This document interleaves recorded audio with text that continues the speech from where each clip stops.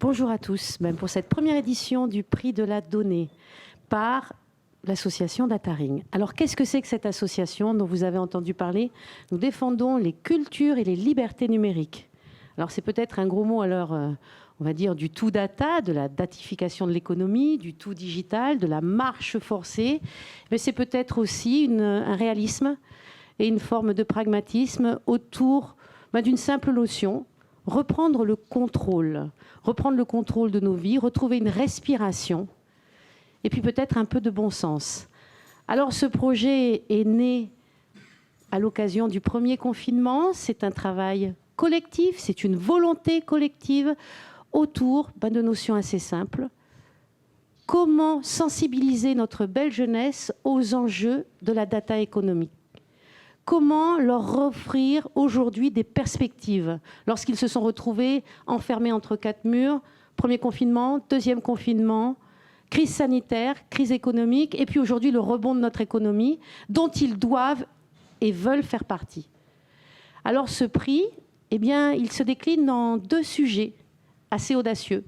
Vendre ses données pour payer ses études, premier sujet. Deuxième sujet, les réglementations sur les données sauveront-elles l'Europe?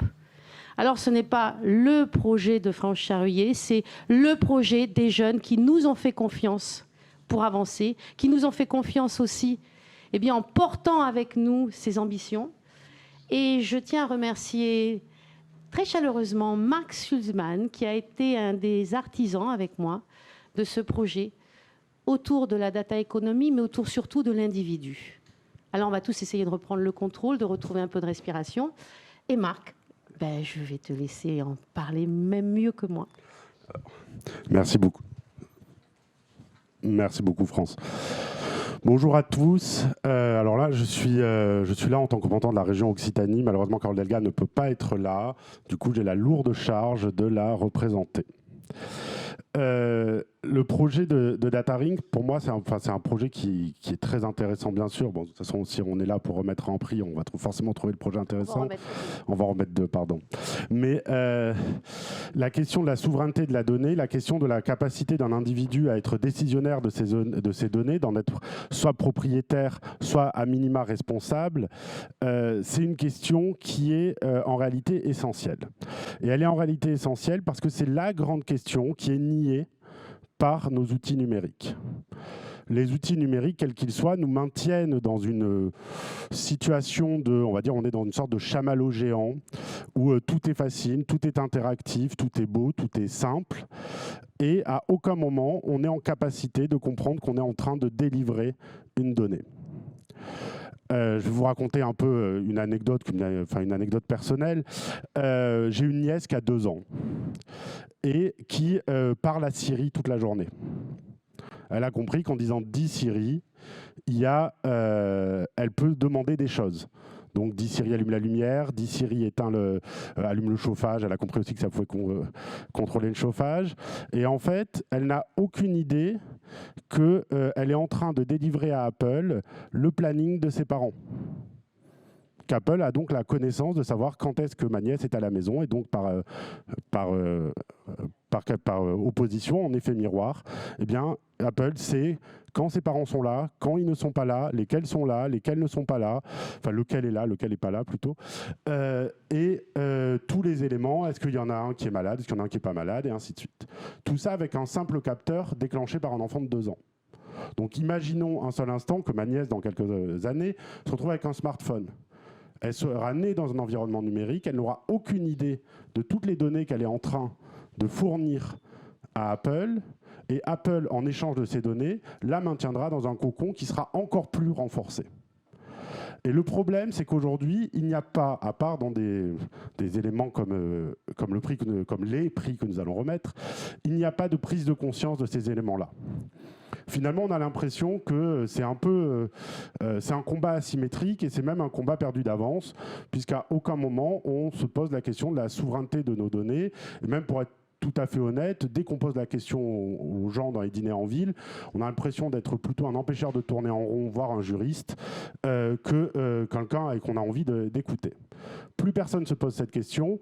Or, en réalité, elle est fondamentale parce que la majorité, alors si on met Apple de côté, la majorité des GAFAM ne facturent rien.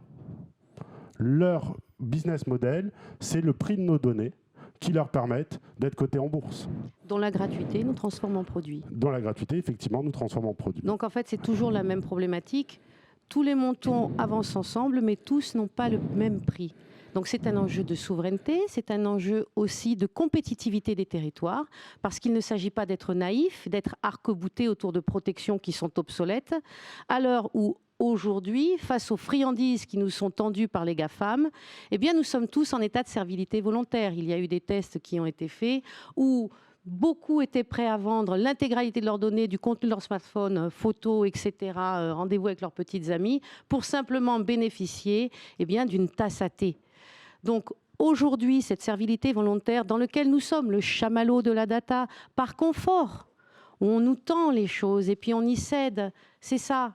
Eh bien, cette espèce de fatigue que nous avons aussi lorsqu'on nous demande d'accepter 10 000 politiques de confidentialité ou politiques de cookies auxquelles nous ne comprenons pas grand-chose.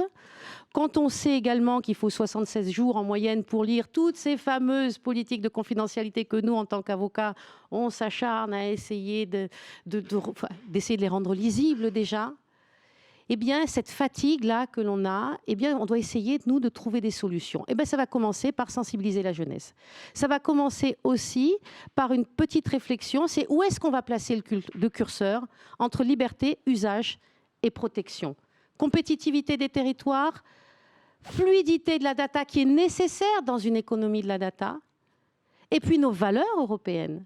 Alors, est-ce que je suis propriétaire de mes données? Est-ce que j'en suis un usager? Est-ce que je dois aussi réfléchir en termes de biens communs? Est-ce que la data, ce n'est pas un terreau, tout simplement, c'est pas l'or noir sur lequel on va pouvoir implanter de nouveaux services? Parce qu'on va aussi parler de pragmatisme. L'économie, c'est avant tout des hommes et des femmes qui travaillent. La dignité, elle s'acquiert aussi par le travail. Donc, on ne fait pas dans l'angélisme, mais on souhaite sensibiliser nos jeunes pour leur donner les clés de leur avenir.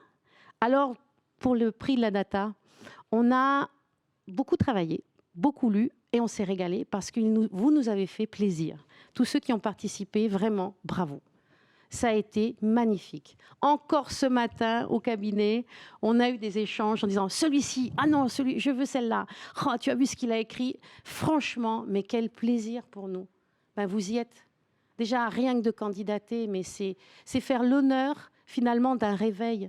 Et puis peut-être aussi de reprendre de la respiration sur ce tout numérique. On vous demande d'avancer à toute vitesse, le passe par-ci, le passe par-là, où on est contrôlé toutes les 3 minutes.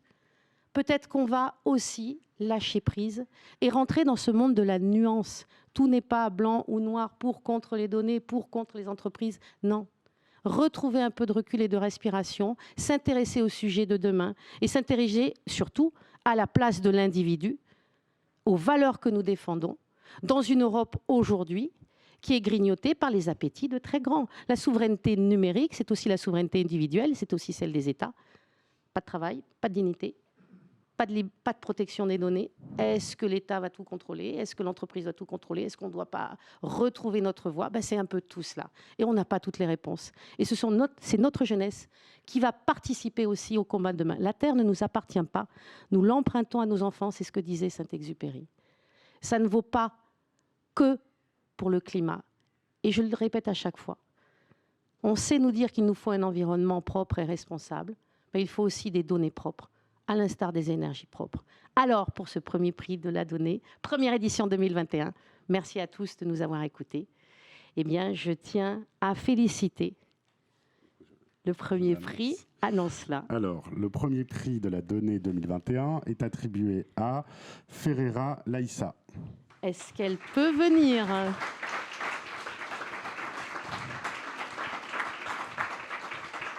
Ah non, mais il ne faut pas pleurer, hein. Venez, c'est vous, c'est pour vous, c'est pour votre jour.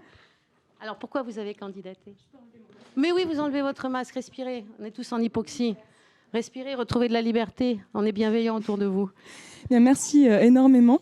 Je voulais vraiment remercier l'ensemble des membres de l'association DataRing parce que de nous avoir proposé aux universitaires en fait, des sujets plus qu'actualité, parfois même clivant. En quelques mots, c'est vrai que j'ai candidaté parce que j'ai fait un master 1 droit du numérique où on nous a appris à nos dépens, enfin plus ou moins, parce que c'est vrai qu'on a baigné dedans. Je suis d'une génération où on a un téléphone et un ordinateur depuis très jeune, et c'est vrai qu'on accepte sans vraiment lire la politique de confidentialité, ça c'est certain. Je vous assure qu'après un master 1 en droit du numérique, on les lit. Peut-être pas forcément dans l'ensemble, mais en tout cas, on n'accepte pas sans cocher l'ensemble des cases qui nous demandent de ne pas prendre toutes nos données. Oui, c'est vrai que pour participer, au départ, il était difficile d'être nuancé, pour reprendre vos propos, parce qu'on veut vite faire un plaidoyer contre les données. Mais on reprend vite la méthodologie universitaire, même si ce sont des sujets qui, justement, nous font un peu plus, nous font évader de cette méthodologie parce qu'on peut donner un peu plus notre avis. Mais il faut quand même respecter un cadre et en effet, tout n'est pas blanc, tout n'est pas noir. Donc le plus compliqué, ça a été quand même de trouver cette nuance-là pour ne pas faire un manifeste anti-données, mais prouver qu'elles sont quand même importantes, mais tout en sensibilisant les jeunes et les moins jeunes aussi, parce que les moins jeunes sont de plus en plus sur les réseaux sociaux et n'y comprennent pas grand-chose parce que justement ils n'ont pas cette sensibilisation-là. Donc merci énormément, vraiment. Alors je vais, parce qu'elle est très modeste et très émue, et moi aussi parce que franchement je me suis régalée. Et merci puis je tenais aussi à vous dire que c'est pas simple de soumettre quelque chose à un essai. Vous y mettez beaucoup de vous. Et puis cette jeune fille qui ne le dit pas a participé aux 2 sujets. Et je peux vous dire que les 2 étaient d'une très grande qualité. Merci beaucoup. Alors je vais juste lire votre début. Merci. Parce que je pense qu'il synthétise beaucoup de choses et puis nos valeurs. On a quand même quelques auteurs dont on se souvient. Et que fais-tu de ces étoiles ? Rien. Je les possède. Mais j'ai déjà vu un roi qui... Les rois ne possèdent pas. Ils règnent sur. C'est très différent. Qui a dit cela ? Antoine de Saint-Exupéry. Et vous découvrirez le contenu de ce magnifique essai bientôt sur l'intégralité de nos réseaux et puis nos partenaires qui nous ont fait l'honneur de nous soutenir. Et je tiens aujourd'hui à les remercier. Des entreprises, des universités, la région, le département, la métropole, notre belle métropole. Eh bien, tous y ont trouvé un intérêt.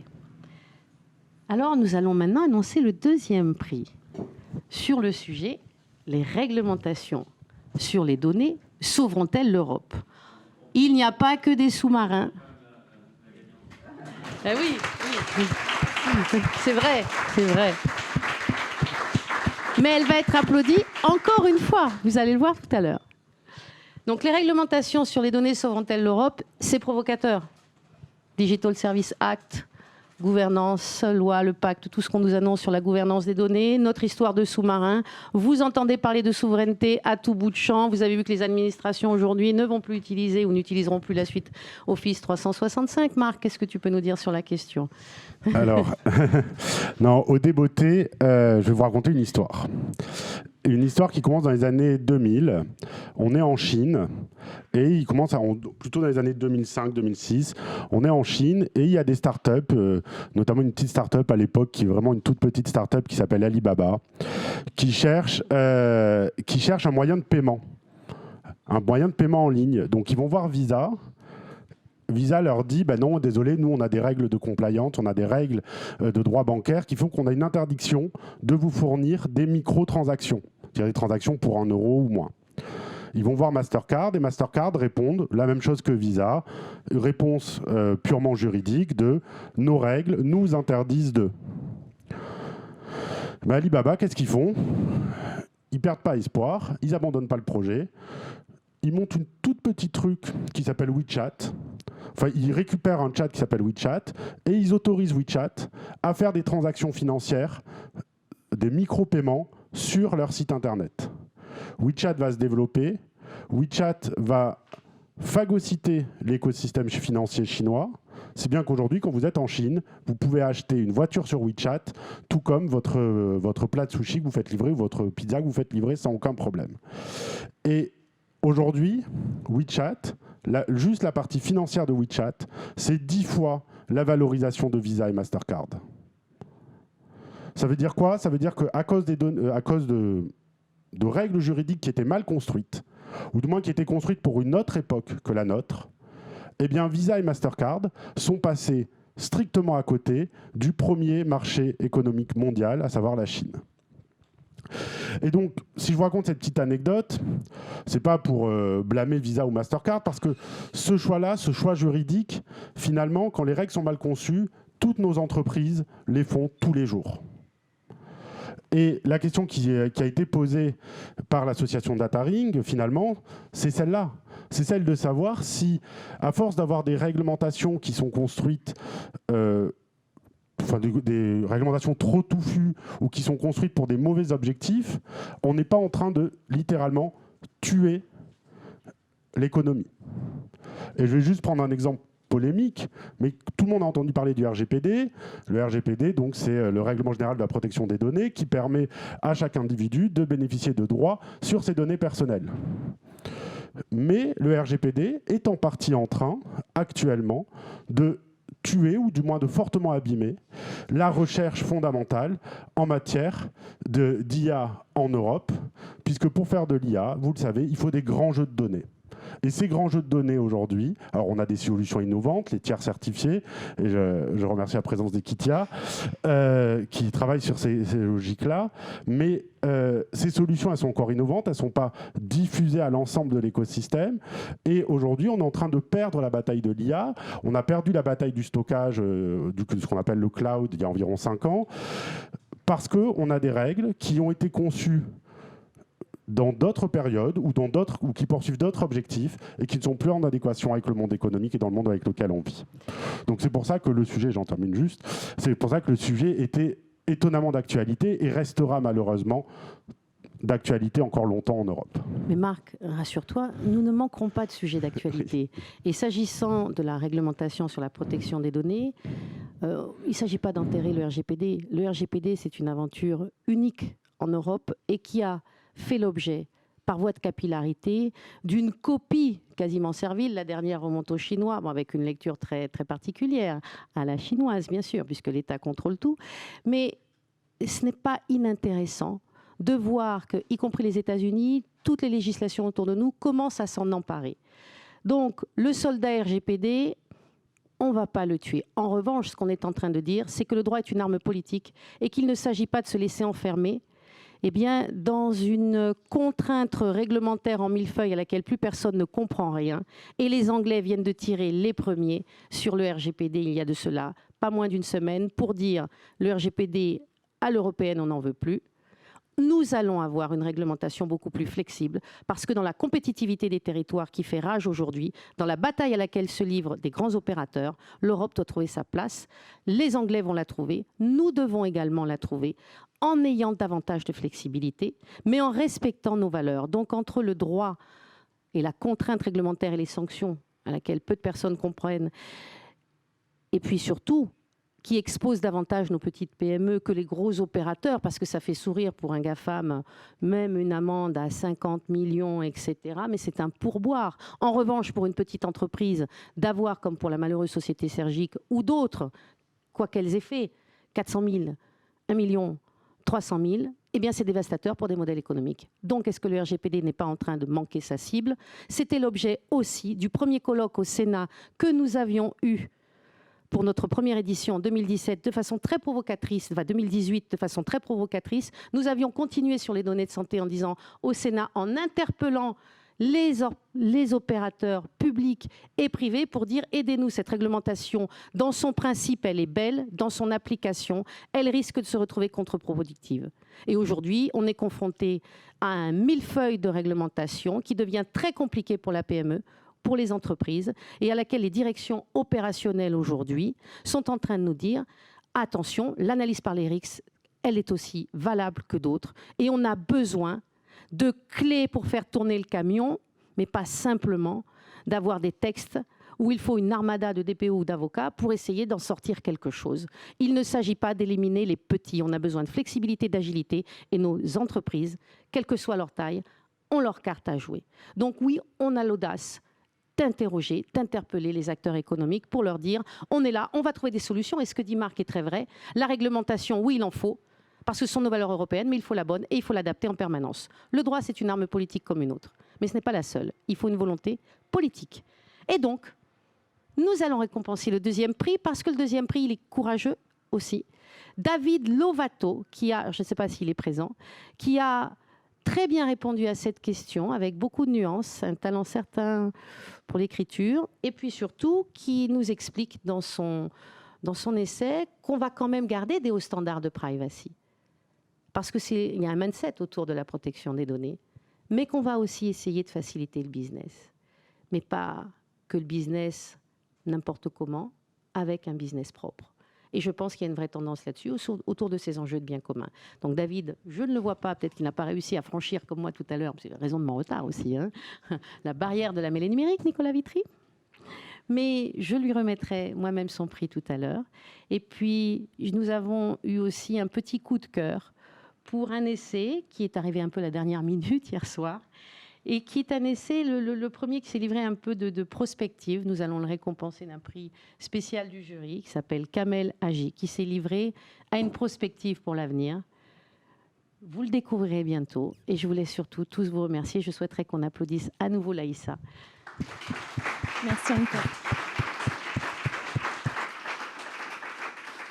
Et puis, je souhaiterais remercier, bien évidemment, mes collaborateurs, mes associés et mes stagiaires, tous ceux qui ont participé au prix de la donnée au sein du cabinet d'avocats Altige. Je tiens également à remercier les universitaires et ceux qui étaient là pour nous soutenir, pour nous donner des idées, et puis faire en sorte que ce prix vive. Donc, Dataring, ça va être, oui, évidemment, le prix de la donnée, mais ce sont aussi des podcasts, ce sont aussi des référentiels. On a fait un référentiel sur le pass sanitaire pour expliquer aux entreprises comment ils allaient s'en sortir. C'était pas si simple. C'est gratuit, c'est en ligne, on a des bots, on essaie de se battre, parce qu'on essaie de trouver un chemin, et on n'est rien seul, donc on est là. Et puis, on a besoin de vous, surtout. Voilà.